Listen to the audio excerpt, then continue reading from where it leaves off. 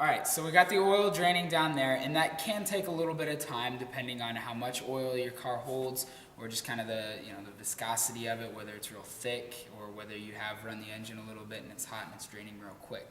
But regardless, it will take a few minutes anyway, no matter how quick.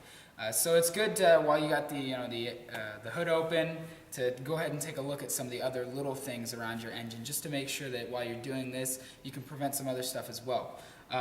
So first of all, here we got the battery here. Pretty simple. Most of you have seen a car battery, and it's got the two terminals. Now, sometimes a lot on older cars, or just if you haven't looked at it for a while, your terminals can get a little corroded. They get all sorts of gunk on there, weird kind of rainbows of colors.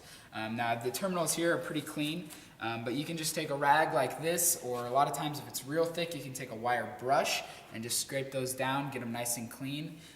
Just make sure that there's no corrosion on there. Right here next to it on this car we have the washer fluid, which is a little low. So we're going to go ahead and we're going to add some washer fluid to that. All you got to do is get yourself some washer fluid and open it up. Washer fluid isn't a very touchy sort of thing like most. I mean, it's just cleaning your windshield. And you can pick up washer fluid just about anywhere. All you got to do is get it in there and top it off. Right up there to the top. Now here towards the back of the engine, we have our brake fluid. You can also purchase brake fluid, most any auto place, but just give it a little shake there. It's just a real little thing here, but you can tell there are markings on it that say minimum and max. You can see it on most cars. Just check your brake fluid, make sure it's not too low. If you're a little low, just go ahead and top it off with a little bit there. All right. Moving over to here, as you saw earlier, we've got the oil plug here, so we took that off so that the oil is draining quicker. And right next to it is our oil dipstick, which we'll be checking again after we've filled the oil back up. So we'll be back in this area. Now over to this side, right here, we've got a cap for our power steering fluid.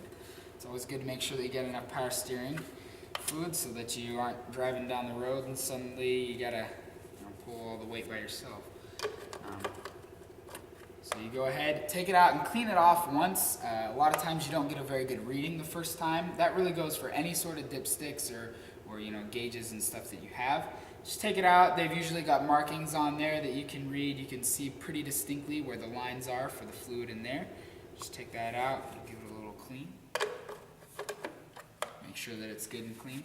And then right next to it on this, we've got the belt here. And it's good to just look over the belt, make sure it's not too worn, make sure that it's still tight. Just give it a little tug like that, make sure that it's good. A lot of times you can see places where it would be starting to fray and stuff, and that's bad. You want to get that checked out, because if you're driving down the road and your belt just starts to break, you're in trouble, you're going to need a tow.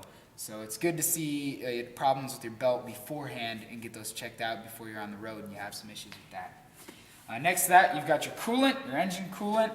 It's kind of hard to see on this, but the levels are good on that as well. And it's real simple. You can get engine coolant as well, radiator coolant, and just top that off if you got stuff. However, do not take off the cap if your engine is real hot. If your engine's real hot and you take it off real quick, it can pop right up in your face, and you don't want that. So that's just kind of some of the little things that you want to check out. You could also kind of look over your radiator hoses down here.